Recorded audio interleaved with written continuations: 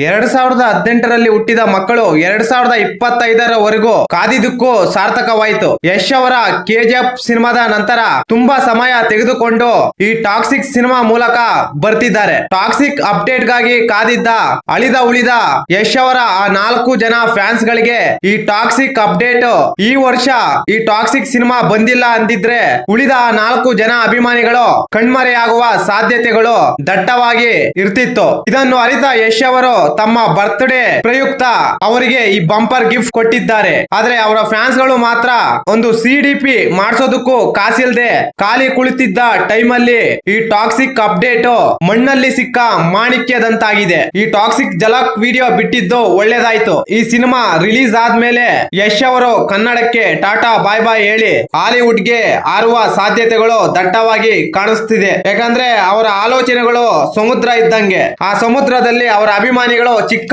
ಮೀನುಗಳಿದ್ದಂತೆ. ಆ ಮೀನುಗಳಿಗೆ ಇವಾಗ ಟಾಕ್ಸಿಕ್ ಮೂಲಕ ಒಳ್ಳೆ ಆಹಾರ ಸಿಕ್ಕಿದೆ. ಇನ್ನು ಸುಮ್ನೆ ಬಿಡ್ತಾರ? ಇನ್ನೂ ಒಂದು 5 ವರ್ಷ ಜಾತ್ರೆನೆ ಮಾಡ್ತಾರೆ. ಬೇರೆ ಹೀರೋಗಳ ಫ್ಯಾನ್ಸ್ ಗಳು ಕಿತ್ತಾಡ್ಕೊಳ್ತಿದ್ರೆ ಇವರು ಎಲೆ ಮರೆಯಲ್ಲಿ ಕಾಯಿಗಳಿದ್ದಂತೆ ಎಲ್ಲವನ್ನು ನೋಡ್ತಾ ಇದ್ರು. ಈಗ ಇವರು ಈ ಟಾಕ್ಸಿಕ್ ಅಸ್ತ್ರವನ್ನು ಬಳಸಿಕೊಂಡು ದಂಡಯಾತ್ರೆ ಮಾಡುವ ಸಾಧ್ಯತೆಗಳು ದಟ್ಟವಾಗಿ ಕಾಣಿಸ್ತಿದೆ. 2025ರ ಭಾರತೀಯ ಚಿತ್ರರಂಗದಲ್ಲಿ ಬಹು ನಿರೀಕ್ಷಿತ ಚಿತ್ರಗಳಲ್ಲಿ ಒಂದಾದ ಈ ಟಾಕ್ಸಿಕ್ ಕೆಜಿಎಫ್ ರೇಂಜ್ ಗೆ ಅದಕ್ಕೂ ಮೇಲೆ ಇರುತ್ತೆ ಅಂತ ತುಂಬಾ ಜನ ಬಿಲ್ಡ್ ಅಪ್ ಕೊಡ್ತಿದ್ರು. ಇನ್ನು ಈ ಜಲಕ್ ವಿಡಿಯೋ ಹೇಗಿದೆ ಅಂದ್ರೆ, ಕಾರಿನಿಂದ ಕ್ಲಬ್ ಗೆ ಬಂದು ಇಳಿಯುವ ಯಶ್ ಅವರು ಎಲ್ಲಿ ನೋಡಿದರೂ red light, mostly red light area ಅಂತ ಕಾಣಿಸುತ್ತೆ. ಕಣ್ಣು ಕುಕ್ಕುವ ಬೆಳಕಿನ ಅಲಂಕಾರ. ಯಾರೋ ಕಾರ್ ಡೋರ್ ಓಪನ್ ಮಾಡ್ಕೊಂಡು ಬಾಯಲ್ಲಿ ಸಿಗರೇಟ್ ಹಚ್ಕೊಂಡು ಬರ್ತಿರುವ ದೃಶ್ಯ. ಯಾರಾದ್ರೂ ಬರ್ತ್ಡೇಗೆ ಈ ರೀತಿ ಗ್ಲಿಮ್ಸ್ ಬಿಡ್ತಾರ?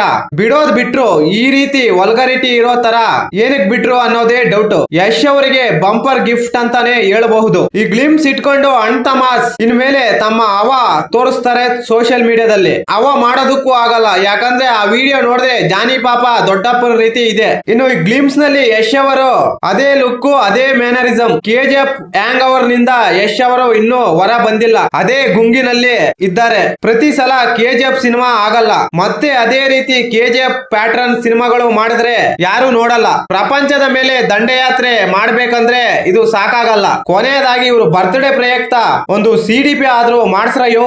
ಈ ಮಾಹಿತಿ ನಿಮಗೆ ಇಷ್ಟವಾಗಿದ್ದರೆ ಶಿವರಾಜ್ ಇನ್ಫೋ ಯೂಟ್ಯೂಬ್ ಚಾನಲ್ಗೆ ಸಬ್ಸ್ಕ್ರೈಬ್ ಮಾಡಿ, ಸಪೋರ್ಟ್ ಮಾಡಿ. Thank you for watching. ಧನ್ಯವಾದಗಳು.